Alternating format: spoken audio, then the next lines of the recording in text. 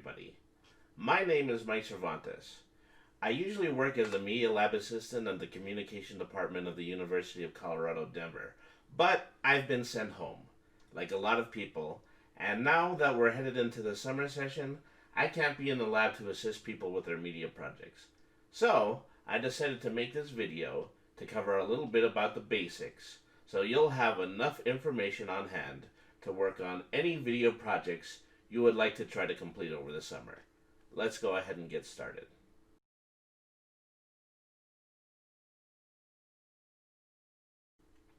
The first thing that most people worry about when it comes to making a video project is, what do you use to film?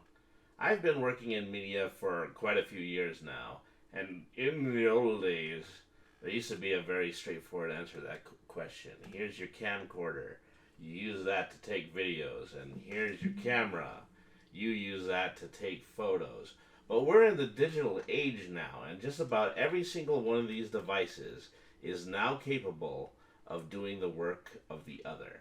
Now that's to your advantage, because it means if you have a gadget, any gadget at all, you can make a very good video with it. But you might want to look at your device's resolutions so that they match up with your software setup. We'll talk a little bit more about that later. Meantime, I have to show you a great media device that everybody owns. That's right, it's your good buddy the smartphone. Even if you don't have a big name smartphone, I guarantee you'll be able to film good high definition pictures using your phone's camera. Although you might want to consider turning it horizontal, because that's what your video setup is going to be. Oh, what's that? You want to know how I'm filming this? Well, I'm actually filming this by using my computer's webcam. You've probably gotten familiar with how your webcam works because you've been teleconferencing in Zoom during the downtime. To record this, I'm using a free software called OBS, which is also used to stream video live on websites like Twitch. It's free and it's easy to use, so if you think you might be limited to filming from inside the four walls of your own bedroom, it might be worth a try.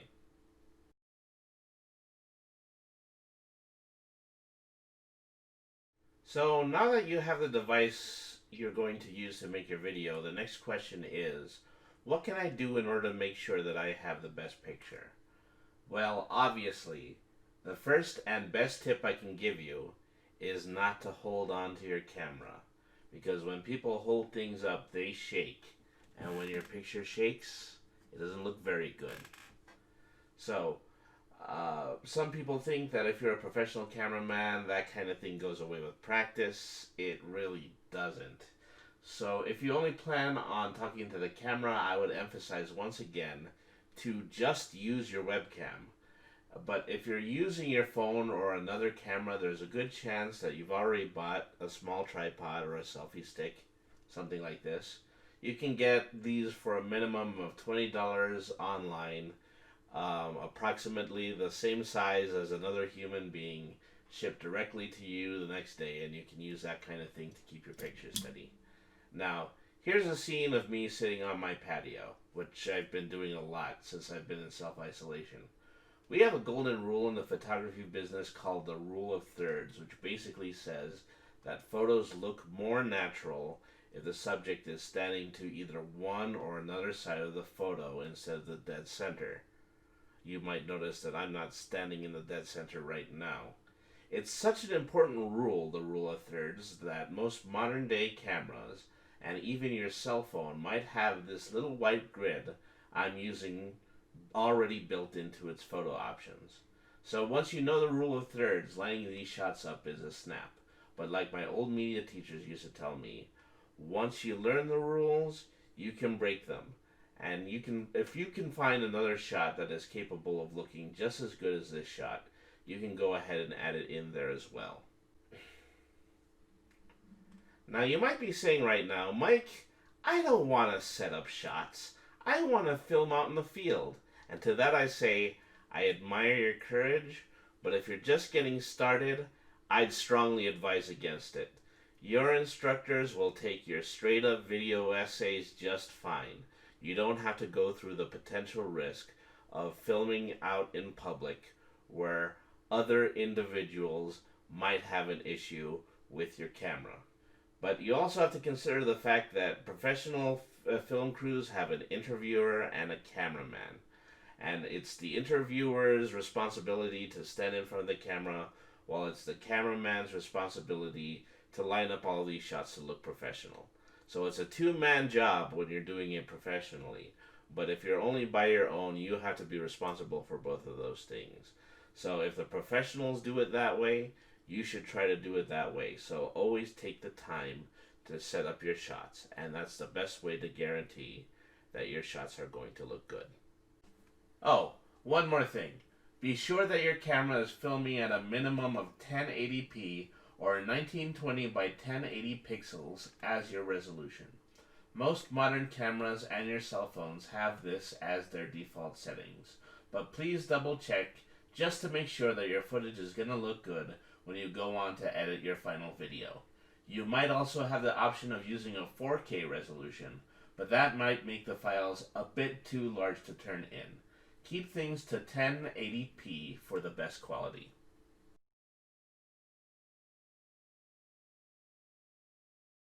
So now you have everything on your camcorder or phone or on your computer's files.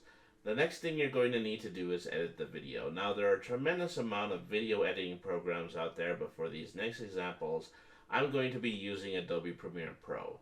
This is the same video editor that we use in the lab, and there's a good chance that you might have heard some black-hearted things about Adobe out on the internet. But you have to keep in mind that those things are usually said by people who aren't in the college environment. We are. We're University of Colorado in Denver, so we can afford to use the whole Adobe Creative Cloud. The license is usually $20 a month for students, and it's free during this coronavirus downtime until July the 6th. So by all means, download the software and take advantage of the time that you have left to learn to edit like an absolute professional. So here we are in Premiere Pro. I obviously can't show you everything in the program, but I can show you some of the most necessary things that you need to do. First, you have to start a new file and give it a name. We're calling this file Project. Now, there are a lot of windows here, but the first window that you need to pay attention to is the window on the lower left. We're going to use that to insert our files. So I'm just going to grab a file out of my folder of video files and drag and release that into the window. Once Premiere is able to read it, we can drag it again over to the bottom center panel, and that is what creates our timeline. In our timeline, we can navigate across our video. We can stop at specific points using our blue scrub line. We can zoom in and out, and we can look at the two bars which contain our video and the audio track that accompanies it. Now, let's say we need to make a cut. Just like with old films, you sometimes need to chop a scene in order to make it into two scenes or so on. Well, all you need to do is pinpoint the section you would like to cut using the blue scrub bar. Then you can go into your toolbar to the left of the timeline and left-click on the razor blade tool. Then line up the razor blade with the scrub bar and click. You can now separate this one scene into two scenes. The next thing you'll need to do is learn how to fade in and fade out. Premiere does lots of transitional special effects, but the old fade in and out is the default effect that you can use. To insert a fade in or a fade out, you're going to need to left click on either the beginning or on the end of the timeline. This creates a red bracket. Then you can right click on the PC, or you can option click on the Mac and select Apply Default Transitions from the option menu that drops down. You can see new tabs appear on your timeline if you zoom in, which you can drag to make the film fade in or fade out longer. Finally, here's how we add text. Go back to the toolbar to the left of the timeline and left click on the text tool. Then move the text tool onto the preview screen and left click to add a text cursor. Type in what you want the text to say, and then move over to the effects menu to the left of the preview screen to center it, resize it, and change the font. You can also drag the text area in the timeline to determine how long the text is going to remain on the video. Once you feel that your video is done, the next thing you're going to need to do is to create a final render of it. So the very first thing that you would like to do is you would like to take the scrub bar that's part of your timeline and highlight everything that's in the video. Everything that is highlighted will have a white rectangle over it. Then you're going to go over to File, and you're going to go over to Export, and then Media, left click. Now there are a lot of options as to how you can format your video. The absolute most efficient one is called H.264 that will render your final video as a nice low quality MP4 file, which will be easy to upload onto Canvas later. So once you've selected H.264 in the format menu, then you're going to go over to this section that says output name, and then you're going to give it a new file name. This file name is going to be project again.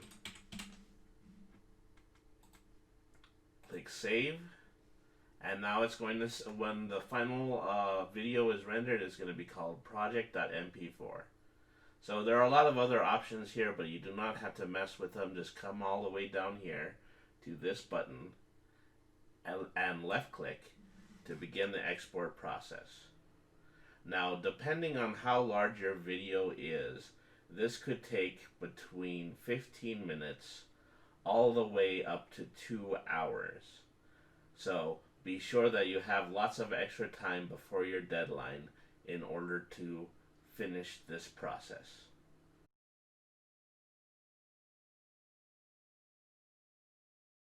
Well, folks, I'm afraid that's all I can teach you in a 15-minute video. I hope it's going to help you, and I hope you're not going to be afraid to consider turning in a video as one of your projects.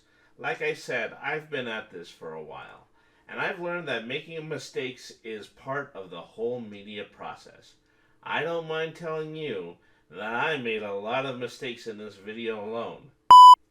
Now, you might be saying right now, Mike, I don't want to set up shop. You also have to consider the fact that professional film crews have in order for them to look professional. Okay. I think I'm just going to start over. I'm going to rewrite this stuff. Now, now you might be saying right now, Mike, I don't want to set up set up shops. Unbelievable. I wrote this stuff, I can't say it. Here's another trade secret for those of you looking into media. If you don't know how to do something, you should Google it. I do it all of the time. There's no shame in looking for resources if you don't know what to do. And by all means, hit me up as well. I'm still your Media Lab Assistant. Look up my email in the Communication Department's directory. I'm Mike Cervantes. Thank you for watching, and have a great summer.